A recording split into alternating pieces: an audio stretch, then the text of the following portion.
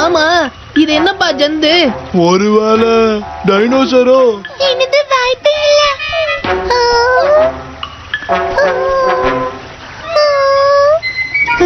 So கியூட்டா இருக்குப்பா.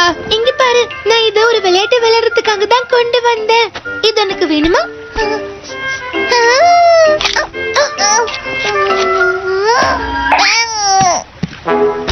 இங்க பாரு, அது அப்படி சாப்பிடக்கூடாது, இப்படி சாப்பிடணும்.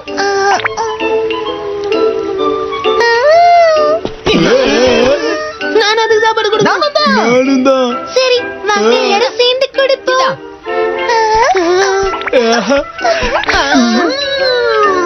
இது ரொம்ப டேஸ்டா இருக்குமா? குரங்கா மாதிரி ஏன்டா குரங்கு மாதிரி சாப்பிட்டுட்டு இருக்க?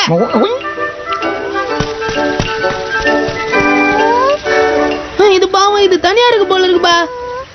இதுக்கு அம்மாவும் இல்ல, நம்மள மாதிரி உணரவும் இல்ல போல இருக்கு.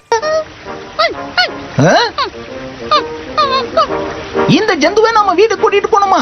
உன்ன மாதிரியே அதையும் பாத்துக்கணும்னு சொல்றியா ஷீரோ?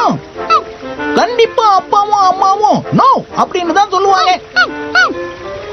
சரி, நான் பாத்துக்கிறேன். நீ ஒரு முடிவு பண்ண மாறுவா போறேன். என்ன ஷின்சான், இது என்ன மாதிரி ஜந்து? என் அன்பு தாயே, இதை வச்சுக்கலாமா? ஷின்சானால இதை ஹேண்டில் பண்ண முடியுமா? எப்படியும் பேசுற விஷயத்துல இவன் வேலைக்காக மாட்டான்னு நினைக்கிறேன். வாய்ப்பே இல்ல. எங்க இருந்து கொண்டு வந்தீங்களோ அங்கேயே கொண்டு போய் விட்டுருங்க. உன்னால கண்டிப்பா இதை பாத்துக்க முடியாது செல்லம். தங்களுக்கு ஏன் கவலை? ஷீரோ உள்ளான் அல்லவா, அவன் பார்த்துக் கொள்வான் தாயே. எப்படியும் நீ பாத்துக்க போறதில்ல. ஒரு விலங்கு இன்னொரு விலங்க பாத்துக்கிட்டதா நான் கேள்விப்பட்டதே